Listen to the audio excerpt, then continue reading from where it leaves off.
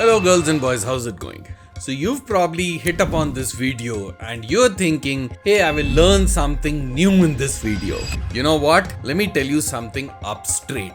You will not become a better software engineer, better DevOps engineer, better SRE just by watching videos. You will not get that next job just by reading blogs. And you will not make 30%, 40% extra just by taking notes. You know what the top 1% of the people do? They do something very, very different. They have a very different way of learning skills. And that is what exactly we will deep down into this video. In this video, I will talk about a couple of things. Number one is the illusion of learning. When you think you are learning, but actually you're not. We'll talk about that. Number two is what the top 1% of the engineers do differently to get the top 1% of money. Number three, effective way on how to learn more with spending less time. I will talk about a methodology for that. Then I will give you some brutal truths about learning, which I am promising you will hit you hard. And then finally, I will leave you with a learning plan. What do you need to do when you want to learn something new? What is the best, most effective way of doing that? If you're new here, my name is Savinder Puri and I have been in the build, release, DevOps, software engineering area for over 2 decades. You can check out my LinkedIn profile to know more about my credentials. Let's get started.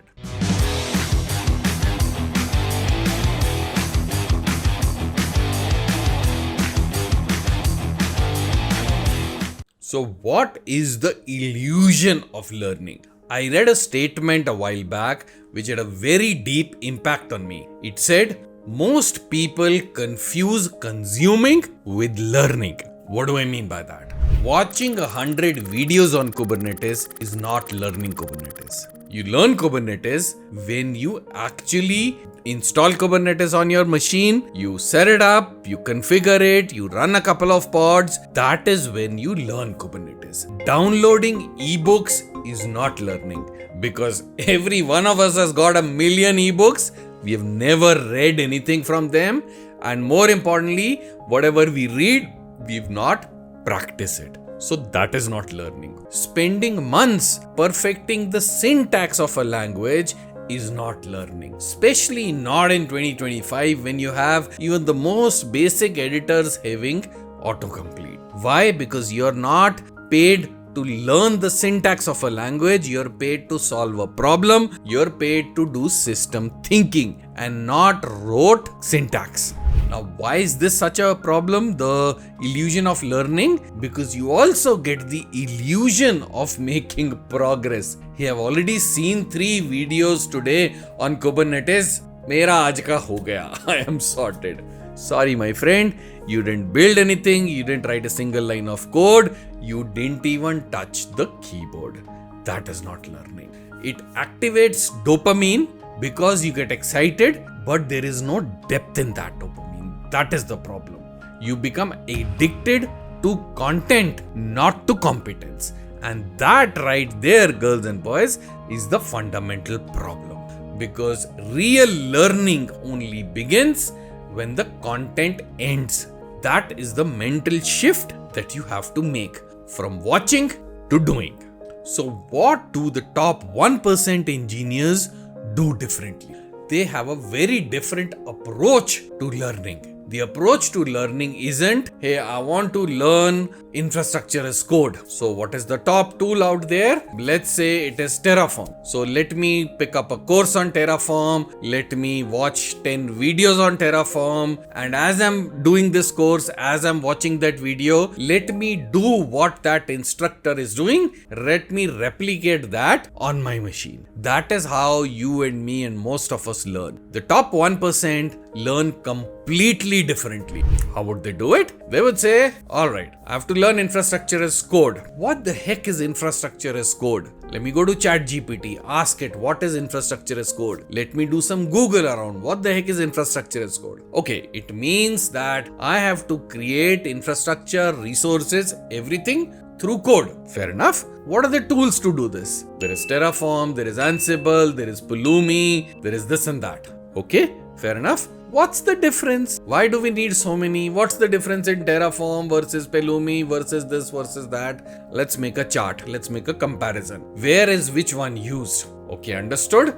So Terraform is arguably cloud neutral. Okay, good. Now I know AWS. Let me see how to use Terraform with AWS. Okay.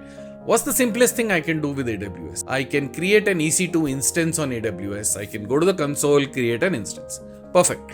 Let me try doing this through Terraform. Okay, how do we do this? Google stuff. How? Not going to ChatGPT and saying, do me this and then, copy paste that code and work. No. ChatGPT is a strict no to this kind of learning. You can ask it to say, I'll tell you later how to do that. So Google how to create an EC2 through Terraform. Read about 4-5 things. The good part about Googling is you will not get one perfect answer. You will get 5 answers. You try 3, you will get the solution. In that process, you will learn. So you created a machine on EC2 using Terraform. Fantastic. What's the next thing I can do? Hey, let me create a small VPC. Let me add some resources in that. Then let me add some networking in that. I've done all of that manually. Let me configure some firewalls. Let me expose some ports. But let me do all of this through Terraform. You read how to do that and then you implement it. You understand what is happening? There is no theoretical learning. You're picking up a scenario one by one, practically doing it and learning. That is how the top 1% learn. And when you pick up a concept which you can't understand, pick up a syntax which you don't know what it means, by all means go to ChatGPT and say, hey, explain this to me. Why have you done this? Why not do this? What does this mean? Use ChatGPT in that sense as a personal online tutor, not as a babysitter saying, hey, this is not working, fix it for me. That's not the right way to use AI. Okay, now let me give you a framework on how to learn a lot of things in less time. Now, we all know that every single day there are a ton of things happening out there. The problem statement is, how do I keep myself abreast with everything that is going around me? Now, for that, I have a very simple methodology. KSM. Knowledge, Skill, Mastery. What does that mean? For everything going around the planet, have knowledge, which means know enough about it so that you can talk to somebody for 5 minutes. That's it. Not in-depth detail PhD level. Not required. So, for example, you should know what is Replit, what is Lovable, what is Cursor. You should have used Cursor. That is just about it, right? So that's knowledge. So have knowledge about anything and everything that is going on in the world. Keep your eyes and ears open. Subscribe to the right kind of people on YouTube, on LinkedIn, on Twitter. Put the right kind of feeds for the material that you're interested in, for the area that you're interested in. Listen to top leaders in those fields and get your nuggets. That's knowledge. So if this video is making sense so far, pause the video for 2 seconds and hit that subscribe button. Because for you, it's just hitting a button. It tells us that our content is valuable to you, it is making sense for you, and it motivates me and my team to put in the extra effort to give value right back to you. Subscribe now and then continue watching. Out of the 100 things in knowledge, there would be 10-20 things that you are very interested in because you can apply directly in your job. That is skill. So take some of those and then start applying it in your job. For example, you're interested in Cursor, right? And you are doing some infrastructure as code in your workplace. So install Cursor in your machine, see how it does and see what support it has for Terraform, for Pulumi, what autocompletes it does, how well it can write YAML files, how well it can write Helm charts. Approach it from that perspective. So knowledge is 100 things, skill is about 10, and then out of those 10, pick 1 or 2 which you are actually applying in your job every single day and go deep down the rabbit hole and learn everything about them. So 100 knowledge, 10 skill, 2 mastery. That's how you learn everything but fast. because you're not trying to go mile deep in each thing that you pick up. Not required. You can do it when you have to. That's how you become good at a lot of things very, very quickly. So now, some brutal truths about learning. Number one, you don't need 100 resources to learn. You need just one good resource. One or two good resources. One or two good YouTube videos. One or two good courses. What you need is 10x execution. The quality of the course, the quality of the YouTube video from which you're learning is not as important as your execution. Remember that. Number two, you don't need a roadmap. You need a habit to work daily.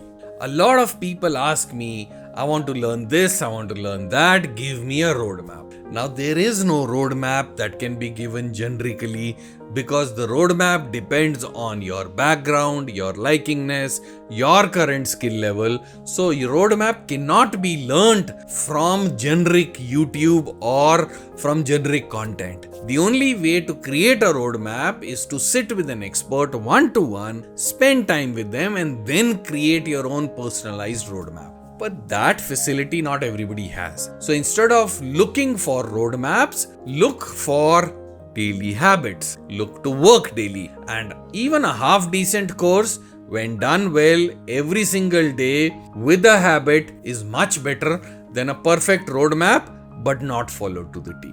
Number three, you don't need motivation, you need discipline. What do I mean by that? Motivation will run out very, very quickly. Today you watch this video, you're pumped up, you're fired up. Tomorrow your boss says something, your girlfriend says something, motivation goes down the drain. But if your discipline is, hey, in the evening 6 to 8 p.m. before I have my dinner, I have to spend 2 hours learning, then it doesn't matter whether you're motivated, not motivated, the discipline will get you through. And then the last one, use AI to understand things deeper, not to do things for you. That's like I said earlier, when you're stuck, when you need to explain some things, definitely go to AI. But don't look at copy pasting answers from AI into your work. That will not really help you. The best engineers, the 0.1% engineers out there, use AI as their buddy, as their helper, not as a babysitter. Alright, so finally, what is the action plan? What do I need to do if I want to learn something? It's a very simple 4-step process. You can pick this up to learn anything. Number one, pick a project. Not a course, not a video. Pick a project, a list of things to do. Start building it. And then whatever you need to learn to be able to build it, go learn that. Number two, break a project. If you get an open source project, delete some files, change some functionality, write something meaningful, automate a couple of steps in that process, develop a new functionality, add to a project, do all of these things which will teach you real things. Not just saying, hey, I got this open source project, I put it on my machine and now I can run it and build it and compile it. You didn't learn anything on that. Number three, document your journey. Learn in public. And I have detailed videos around it. I will link it in the comments. Step number 4, repeat these 3 things of doing a project, learning it, breaking it, enhancing it, and documenting it all over again and again, increasing the complexity every single time. That's how you learn something well. Now that you've seen this video, the question is, will you stop seeing videos now and not watch the next video, not even mine, and actually go do something? Or will you binge watch another 5 videos and get this satisfaction? आज बहुत सीख लिया मैंने, अब सो जाते हैं. The choice is yours, my friend. The future is yours.